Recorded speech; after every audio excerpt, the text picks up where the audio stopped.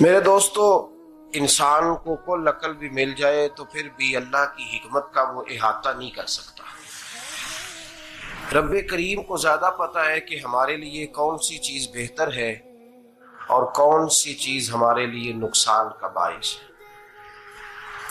اللہ تبارک و تعالی کی حکمت یہ چاہتی ہے کہ میرے بندے پریشان نہ ہوں۔ رب یہ چاہتا ہے کہ میرے بندے کسی جگہ پہ بھی دقت اور پریشانی کا شکار نہ ہو۔ تو اللہ تبارک و تعالی نے راہ اعتدال اختیار کرنے کا حکم ارشاد فرمایا کہ تم اعتدال کے رستوں پہ چلو، معتدل زندگی گزارو، افراط و تفریط سے بچو۔ آج جس معاشرے میں ہم وقت گزار رہے ہیں، اس معاشرے میں ہم اس بات کو سمجھنے سے قاصر ہیں کہ اصل ہمارا مسئلہ کیا ہے۔ ہمارا اصل جو مسئلہ ہے اس کی شناخت ہمیں کیسے ہوگی اور ہم پھر اس تک رسائی کس انداز میں حاصل کر پائیں۔ ہم ہمیشہ اپنی آمدن بڑھانے کے چکر میں رہتے ہیں، ایک کام اور شروع کر لیں، پارٹ ٹائم جاب شروع کر لیں، کوئی سائیڈ بزنس اس کا آغاز کر لیں۔ ہماری جو دوڑ لگی ہوئی ہے وہ لگی ہے کام بڑھانے میں، آمدن بڑھانے میں۔ حالانکہ اسلام ہمیں یہ کہتا ہے کہ تو آمدن بڑھانے کے چکر میں نہ پڑ، اصل بات یہ ہے کہ تو اپنے خرچے کنٹرول کر۔ تنگ انسان وہ نہیں ہوتا جس کی آمدن تھوڑی ہوتی ہے۔ یہ توجہ کیجیے گا میری بات، یہ قیمتی بات ہے اور گفتگو ساری کا لب لباب ہے۔ تنگ بندہ وہ نہیں ہوتا جس کی آمدن تھوڑی ہوتی ہے، اصل پریشان وہ ہوتا ہے جس کے خرچے زیادہ ہوتے ہیں۔ اور ہمارا جو روزمرہ کا نقصان ہو رہا ہے نا، وہ آمدن کے معاملات میں نہیں ہو رہا۔ بنیادی نقص جو واقعہ ہو رہا ہے وہ یہ ہے کہ ہمارے اخراجات زیادہ، اور وہ اخراجات کسی اور نے نہیں بڑھائے، وہ خرچے ہم نے خود بڑھا لیے ہیں اور اب ہمیں اس کا نقصان بھگتنا پڑ رہا ہے۔ اور اگر آپ صحیح معنوں میں ٹٹولیں تو جو بہت امیر لوگ ہیں وہ تو ان خرچوں سے بچ گئے۔ میں نے بہت سارے ایسے ختمات میں شرکت کی ہے، میں بہت ساری ایسی جگہوں پہ گیا ہوں کہ جہاں لوگوں نے بڑا مختصر سا ختم دلایا ہے تو ہو گیا ہے ختم۔ ختم کے معاملے میں کب کسی نے پابندی لگائی ہے کہ اس میں 200 آدمی شریک ہوگا تو تب یہ سال ثواب صحیح ہو سکے گا؟ کون کہتا ہے؟ یا شادی کے موقع پر اگر سارے بہن بھائیوں کو نہ بلایا گیا تو میری شادی پایہ تکمیل تک نہیں پہنچے گی، اس میں برکت نہیں ہوگی؟ یہ کس نے فتویٰ دیا ہے؟ معتدل زندگی کا اسلام حکم دیتا ہے۔ میں پڑھ رہا تھا کہ ایک بہت بڑا صدر ہے، غالباً سوڈان کے صدر کی بات ہو رہی تھی، تو اپنے بیٹے کی بارات لے کے گیا تو 4 لوگ گئے ہیں بارات میں، اور 15 لوگوں کا اس نے اہتمام کیا اپنے گھر میں کھانا کھانے کا۔ تو کیا شادی ہو گئی کہ رک گئی؟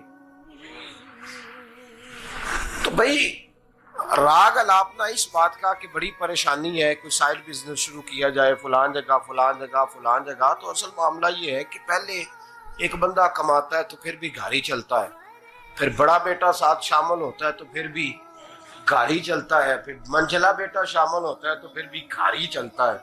جو رونا دادا جی رویا کرتے تھے کہ بڑی مصیبت ہے، بڑی مشکل ہے، گاؤں میں رہ کے اکیلے ہوتے تھے اور وہ 5 بچوں کو اور 4 بچیوں کو وہ پالتے تھے، تو جو وہاں پریشانی تھی وہی آج پریشانی شہر میں آ کر پڑھ لکھ کر موٹی تنخواہ لے کر وہی پریشانی ہمیں ہے۔ تو میں جس نتیجے پہ پہنچا ہوں اس کو پڑھ کے، قرآن مجید کی چند آیات کو دیکھ کر اور اس مفہوم کی جو حدیثیں کتب احادیث میں پائی جاتی ہیں اور ہمارے بزرگوں نے ہمیں جو مزاج اس حوالے سے دیا ہے، میں اس نتیجے پہ پہنچا ہوں کہ مسئلہ آمدن کا نہیں، مسئلہ خرچے کا۔ ہمارے خرچے بنیادی طور پر زیادہ، اور اگر پھر ہم زیادہ بوجھ خواتین پہ ڈالتے ہیں کہ وہ مطالبے زیادہ کرتی ہیں، اور اگر آپ مجھ سے پوچھیں تو خواتین کی بھی اگر کسی جگہ کوئی عادت خراب ہوتی ہے تو اس میں اصل کردار اس کا ہوتا ہے جو وہ عادت خراب تو کیوں اپنے گلے سے اتار کے آپ کسی کے گلے میں بات ڈالنے کے چکر میں ہیں؟ وہ خواتین کی طبیعت نہیں ایسی ہے. اصل بات یہ ہے کہ ہم نے عادت ڈالی ہے، ہم نے یہ مزاج ان کو دیا تو ان کا بنا ہے، نہ کیسے بن سکتا. تو اعتدال جب تک زندگی میں نہیں ہوتا، پانی پیاس بجھاتا ہے لیکن ایک گلاس ہی ہو تو پیاس بجھاتا ہے، بالٹی کو منہ کو لگائے گا تو کپڑے بھگو دے گا اس کے. حالانکہ پانی بری چیز کا نام نعمت ہے نا بہت بڑی اللہ کی، لیکن پیالے میں ہی اچھا لگتا ہے. کوئی مٹکا منہ کو لگائے گا تو تانگ ہوگا، پیالہ ہی بہتر ہے اس کے لیے. تو میرے دوست، مٹکے سے بھی بعض اوقات کام چل جاتا ہے، لیکن اگر کوئی کہے نہیں مجھے دریا ہی چاہیے تو اس کا تو گھر بہ جائے گا، سارا گھر بہ جائے گا اس کا. ہمیں دریا قابو کرنے کا موڈ بنایا ہوا ہے تو اس سے گھر بہا کرتے ہیں، اس سے گھر بنا نہیں کرتے. گھر پیالے سے پانی پینے سے بنتا ہے. اگر تو دریا پہ قبضہ کرنے کا موڈ بنائے گا تو گھر بنے گا نہیں، گھر بہ جائے گا.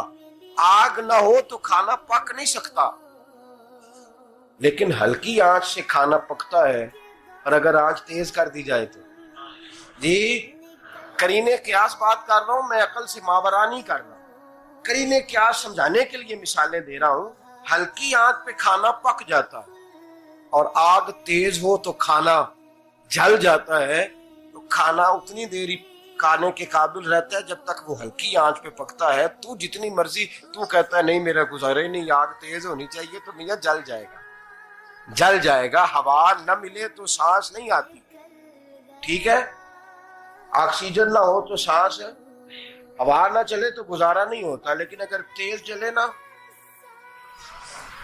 اگر تیز چلے تو آندھی اور طوفان بن جائے تو چھتیں گرا دیتی ہے، جانیں لے لیتی ہے. ہم ہیں طوفان کے چکر میں، ہم ہیں دریا کے چکر میں، ہم ہیں بڑے لاؤ کے چکر میں. تو میاں ہلکی آنچ ہی اچھی ہے، یاد رکھ. اور ایک گلاس پانی کا اعتدال سے ملتا رہے تو وہی ملتا رہے، ضرورت کے وقت وہی بہتر ہے. تو پورے دریا پہ قبضہ کرنے کا پروگرام نہ بنا، تانگ ہو جائے. اور میرے عزیز یاد رکھ، ہوا سانس لینے کے مطابق ملے تو وہی اچھی ہے، جو سانس بند کرنے پہ آ جائے وہ ہوا اچھی. ہم نے چکر چلا لیا ہے کہ زیادہ پیسہ، راتوں رات پیسہ، لمبا پیسہ، یہ پلاٹ بھی میرا، وہ پلاٹ بھی میرا، گجرانوالا بھی، گجرات بھی، لالا موسیٰ کھاری اور پنڈی تک جہاں میں جاؤں میرے نام کی تختیاں لگی ہوئی ہونی چاہیے. اسلام منع